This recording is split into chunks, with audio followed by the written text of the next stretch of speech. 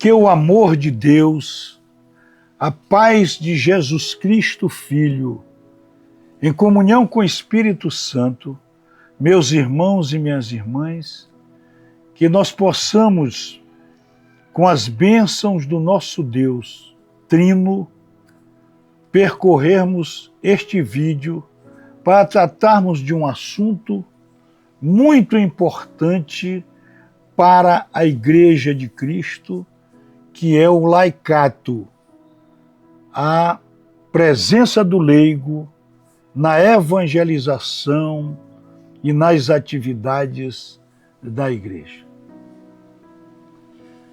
Esse tema é um tema muito caro e um tema extenso, mas nós temos como passo suficiente partirmos do Concílio Vaticano II, que foi o nosso último concílio, o Concílio da Igreja, o 21º Concílio Vaticano II, que uma das suas tratativas ocorreu em torno do laicato.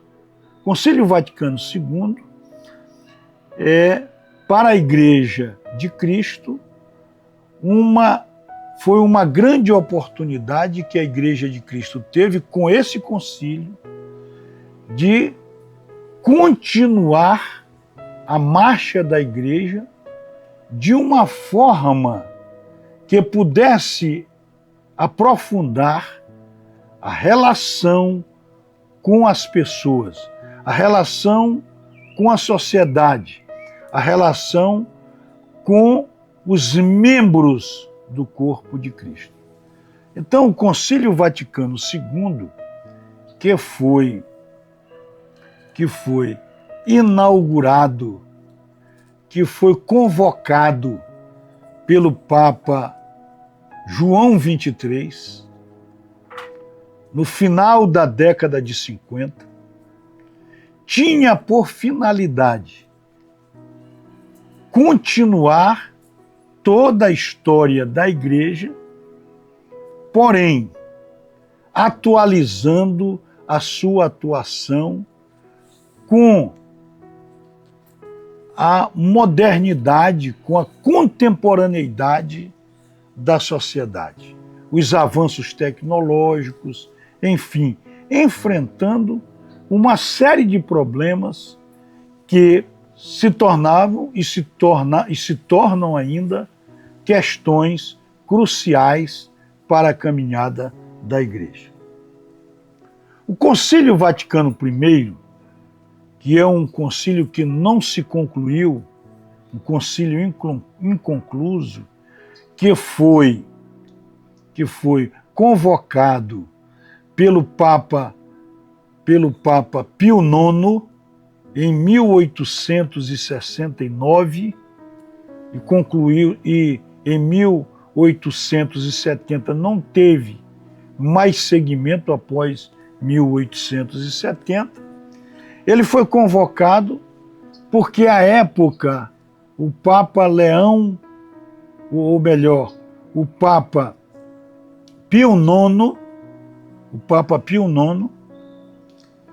verificou que a Igreja atravessava grandes problemas, como materialismo, o mundo vinculado ao materialismo, o mundo vinculado ao panteísmo, ou seja, tudo era sagrado, tudo era vinculado a Deus. Havia uma confusão entre as coisas do mundo com as coisas divinas. O racionalismo, tudo tinha que ser explicado, tudo tinha que ser à luz do raciocínio, da razão. E o ateísmo, que é a definitiva negação de Deus. Então, por isso foi convocado o Concílio Vaticano I, que ficou inconcluso, e essas questões não foram enfrentadas, apesar de emergirem desse concílio, que foi um concílio rápido, um concílio, como disse, inconcluso, mas conseguiu produzir vários documentos para a igreja, inclusive o dogma da infalibilidade do Papa nas questões de fé, nas questões de moral, e quando o Papa se pronunciava ex cátedra e in persona Christi. Isto demanda aí uma série de vídeos, um tempo razoável para se compreender isso. Mas eu estou falando que, com esta inconclusão do Concílio Vaticano I, o Papa João XXIII entendeu que a Igreja deveria passar por uma reflexão profunda com as dificuldades que a Igreja estava enfrentando com a contemporaneidade. A Igreja precisaria se atualizar no tempo para que continuasse a sua marcha, o seu caminho natural para a Jerusalém Celeste. Então ele convoca o Concílio Vaticano II, antes da instalação do Concílio Vaticano II. Existiram 3 anos dedicados à Santíssima Trindade. O ano de 59 foi dedicado ao nosso Deus Pai. O ano de 1961 foi dedicado a Jesus Cristo, Filho Salvador. E o ano de 1961 ao Espírito Santo. Então, só recapitulando, o ano de 59 para Deus Pai, o ano de 1960, para Jesus Cristo Filho, e o ano de 1961 para o Espírito Santo. Esse tempo foi de preparação para a instalação do Concílio Vaticano II, que é o 21º Concílio Ecumênico. A Igreja de Cristo, a Igreja Católica, Apostólica, Romana, ela tiveram vários concílios. Foram 21 concílios, só concílios ecumênicos. E o que são os concílios ecumênicos? São os concílios que envolvem a universalidade da Igreja. A Igreja do mundo inteiro é convocada para enfrentar e para discutir ou refletir determinados problemas. Então, existiram vários concílios regionais, mas o Concílio Vaticano II é o 21º Concílio Ecumênico, ou seja, é o concílio que é convocada toda a Igreja, todos os bispos são convocados para enfrentar ou para discutir ou para refletir sobre determinados assuntos. Então, o Concílio Vaticano, ele veio, Concílio Vaticano II, para atualizar a Igreja, para que a Igreja fizesse uma reflexão nos novos tempos em que estava vivendo. Muito bem. O Concílio Vaticano II, ele não foi convocado para instituir um dogma, nem foi convocado para combater nenhuma heresia. Tanto a questão dos dogmas como a questão das heresias, a Igreja achava que as questões estavam mais ou menos resolvidas. Caberia mesmo, né, segundo o pensamento do Papa João XXIII, fazer com que a Igreja pudesse ser viva e atuante nos novos tempos. Muito bem. E o concílio foi instalado em 1962 e concluído em 1965. Em 1963, morreu o Papa João XXIII e assumiu, né, o comando, a direção do Concílio Vaticano II, o Papa Paulo VI, que o sucedeu. Ele faleceu em 63, foi eleito Papa Paulo VI pela sua morte e ele concluiu o concílio. O Concílio Vaticano II produziu 16 documentos. 16 documentos. Foi um concílio de uma intensa participação de bispos. Foram mais de 2.600 bispos que participaram da sua existência e durante 3 anos haviam reuniões ocasionais. Não foram 3 anos direto de reunião. Mas foi um concílio que teve muita presença, que não foram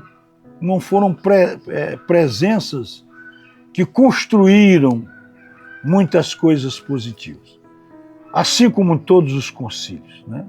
Então, há denúncias de que houve a participação de correntes políticas, né?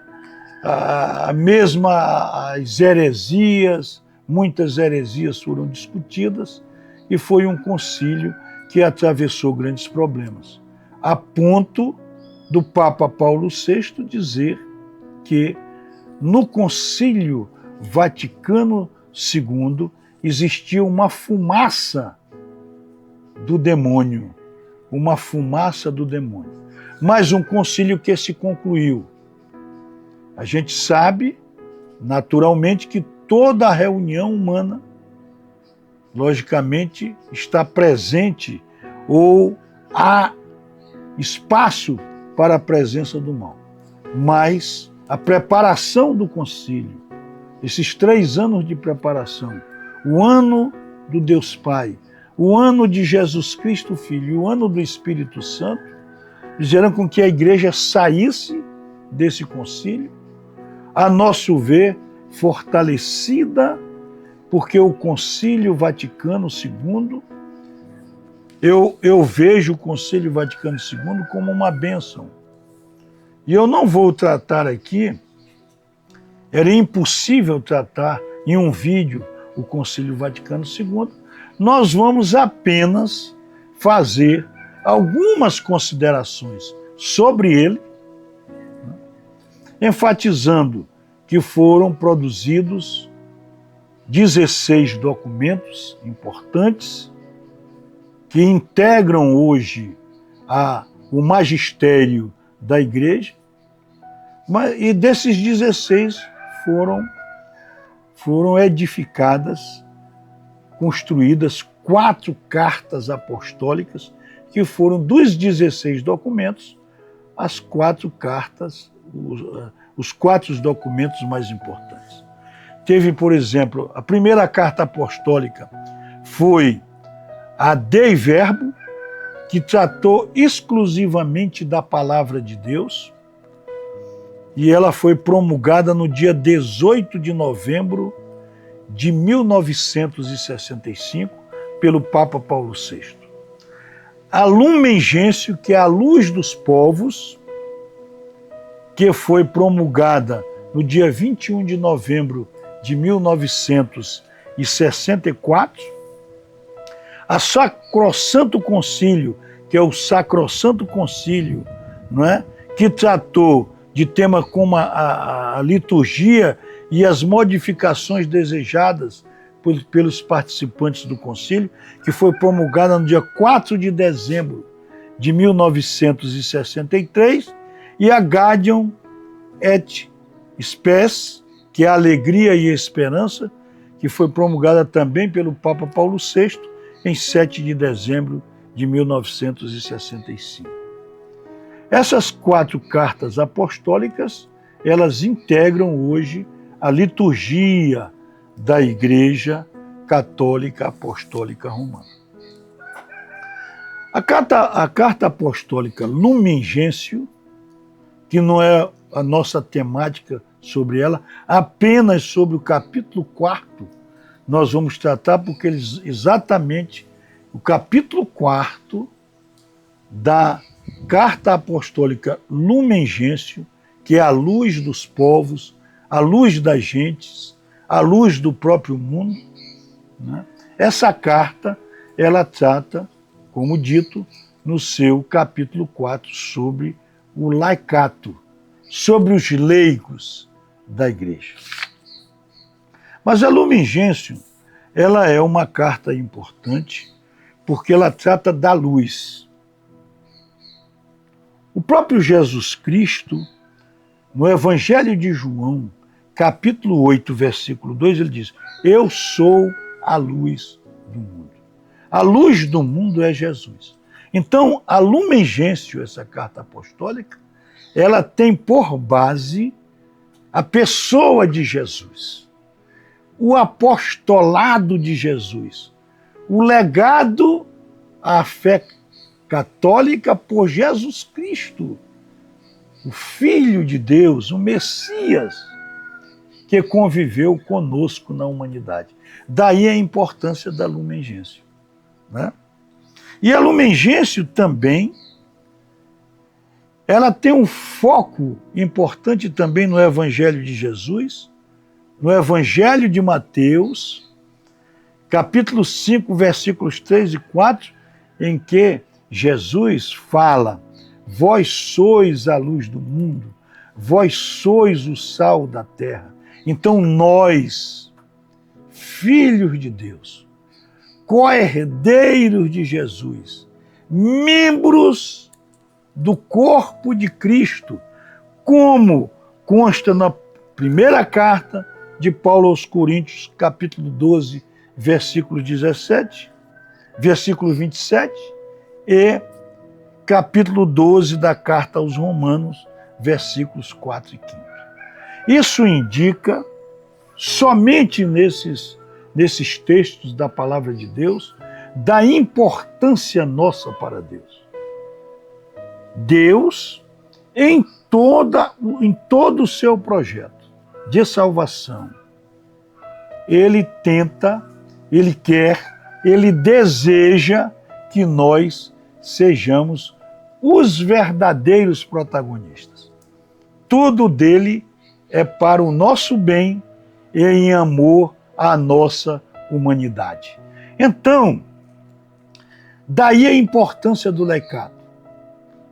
Então, a figura do leigo na igreja é uma figura de extrema importância, porque é exatamente a possibilidade que Deus tem de demonstrar o seu amor à humanidade, ao seu povo.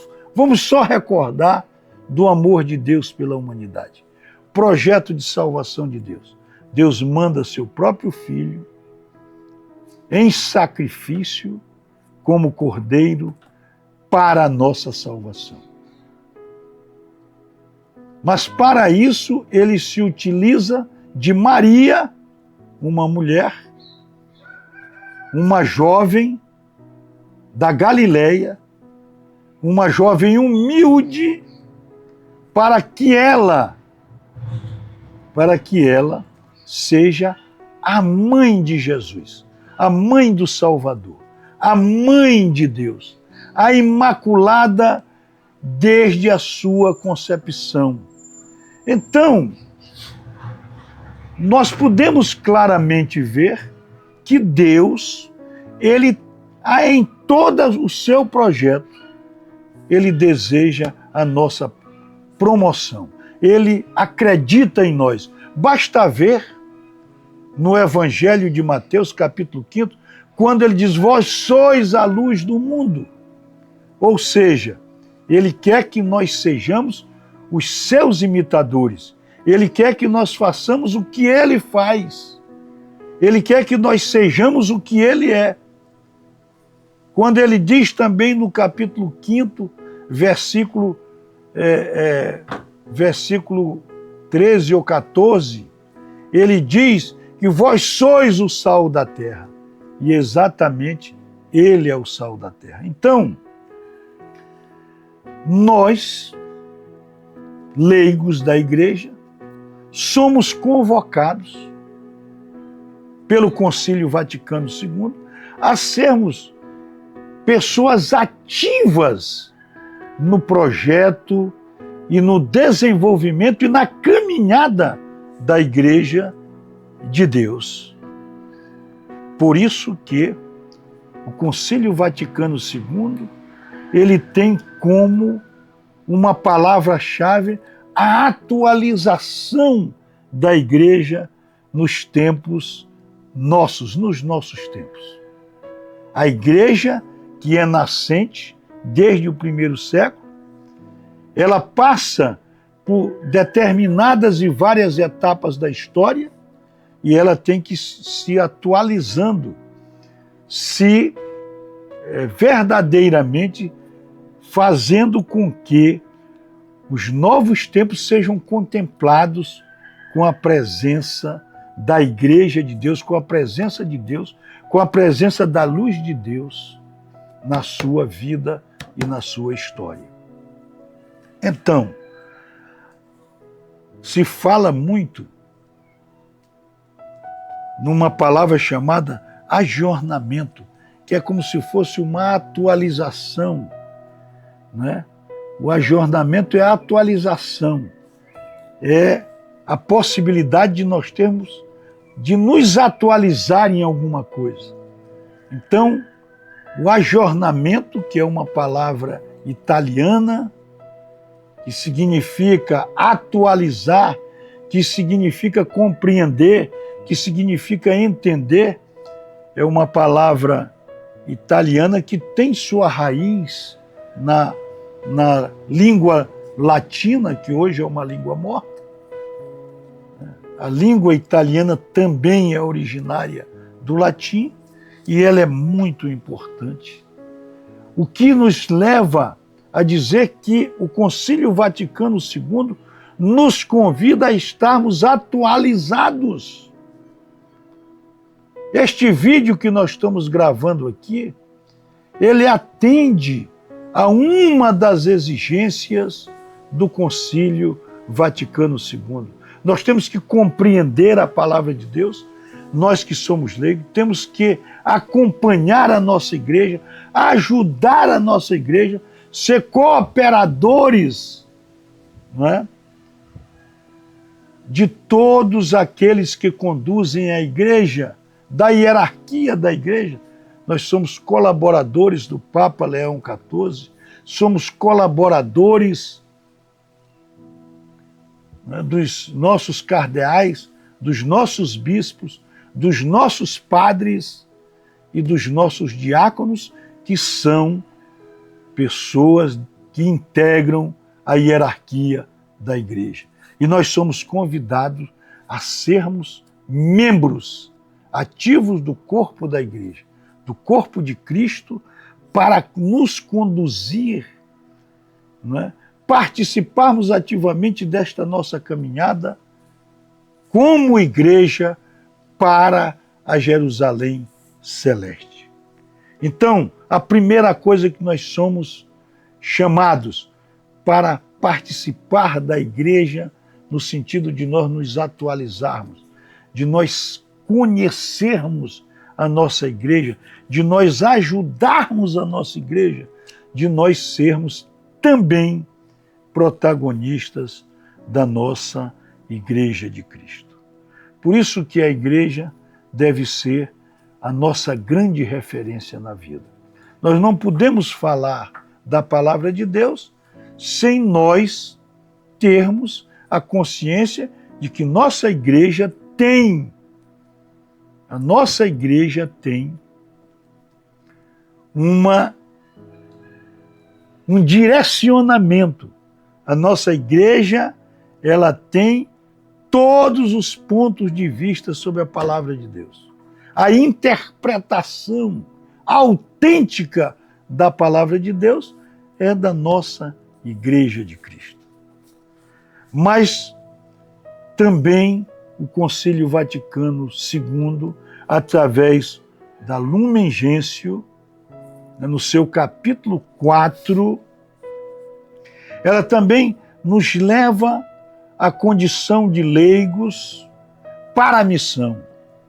Nós temos que caminhar com a igreja missionária.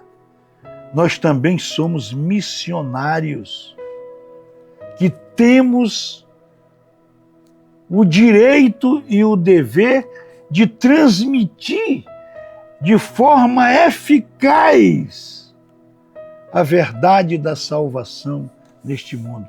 Por isso que Jesus, a Lumen Gentium coloca isso com muita clareza.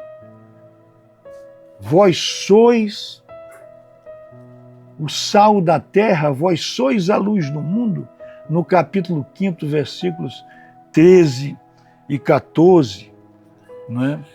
Porque Deus, Jesus, acredita na nossa vida como missão. Nessa nossa missão, nós temos que nos preocupar com a linguagem do missionário, a linguagem do leigo, a linguagem da igreja.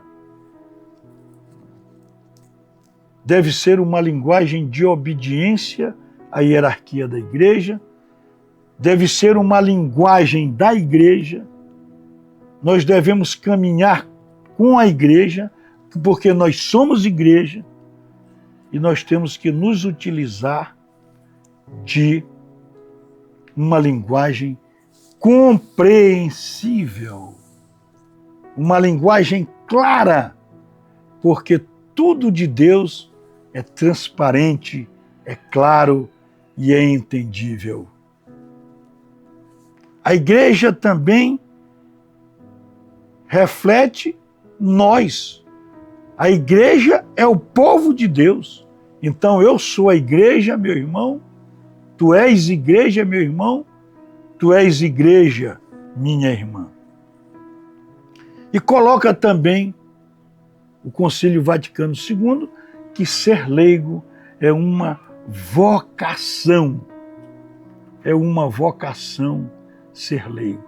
Todos estes pontos do laicado, de colocar o leigo numa atividade ativa, numa posição ativa na caminhada da igreja, o que está no capítulo 4 da Lumen Gentium, da Carta Apostólica Lumen Gentium, também ela é vista e complementada em um decreto, o decreto Apostolica Actuositatem, que é exatamente a atividade apostólica do leigo. Então, meus irmãos e minhas irmãs, o Concílio Vaticano II nos coloca como luz do mundo, concretamente, e como sal da terra. O nosso papel, a nossa atividade como leigo é uma atividade de levar adiante, de levar no nosso lar, no nosso trabalho, nos nossos espaços físicos onde estivermos, levar eficazmente a verdade da salvação, ajudando concretamente a nossa igreja a caminhar. Nós, como leigos, temos que participar, ajudar, não é? A nossa diocese, a nossa paróquia, o nosso grupo de estudo, enfim, nós temos que ter esse papel importante na divulgação da palavra de salvação de uma forma eficaz, de uma forma compreensível e levando-a aos últimos rincões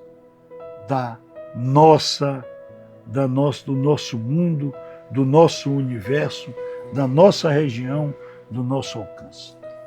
Então, meus irmãos e minhas irmãs, eu agora, para concluir, também é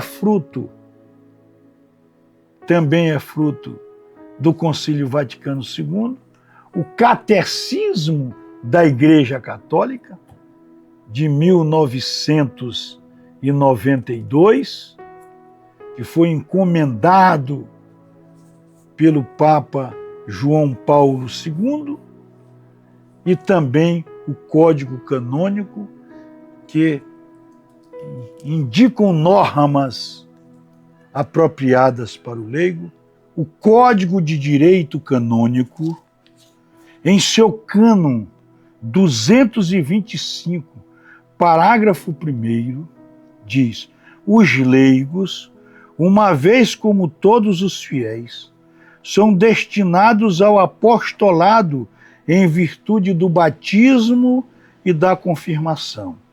Têm a obrigação geral e gozam do direito de, quer individualmente, quer reunido em associações, trabalhar para que a mensagem divina da salvação seja conhecida e recebida por todas as pessoas em todas as partes da terra.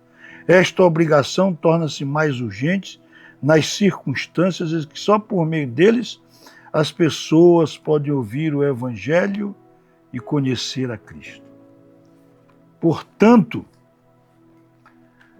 como indicativo legítimo do Concílio Vaticano II, o cânon do 225, parágrafo 1º, indica que aos leigos, há a obrigação, o dever e o direito de divulgar a verdade da salvação. Daí, a nossa grande responsabilidade como leigos da Igreja de sermos membros ativos da atividade e da caminhada da Igreja no mundo. O parágrafo 906 do Catecismo da Igreja Católica também, como fruto do Concílio Vaticano II, no parágrafo 906 diz assim: os leigos que forem capazes e que se formarem para isto, podem também dar a sua colaboração na formação catequética, no ensino das ciências sagradas e atuar nos meios de comunicação social. Ou seja, aqui há toda uma exigência da nossa participação efetiva na caminhada da Igreja. O parágrafo 905, melhor dizendo, diz assim: os leigos exercem sua missão profética também pela evangelização, isto é, o anúncio de Cristo feito pelo testemunho da vida e da palavra. Nos leigos, esta evangelização adquire características específicas e eficácia peculiar, pelo fato de se realizar nas condições comuns dos séculos. Então, o Concílio Vaticano II, a exemplo de Jesus, que nos pede, Jesus nos pede no capítulo 16 do Evangelho de Marcos, versículo 15, Marcos 16, 15, ide por todo o mundo e proclamai e pregai o Evangelho a toda a criatura.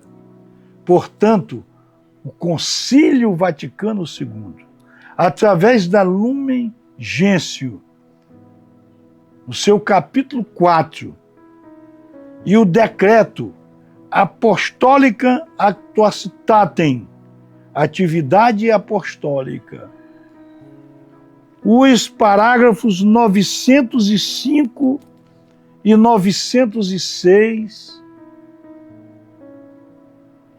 do Catecismo da Igreja Católica e o nosso Código de Direito Canônico, no cânon 225,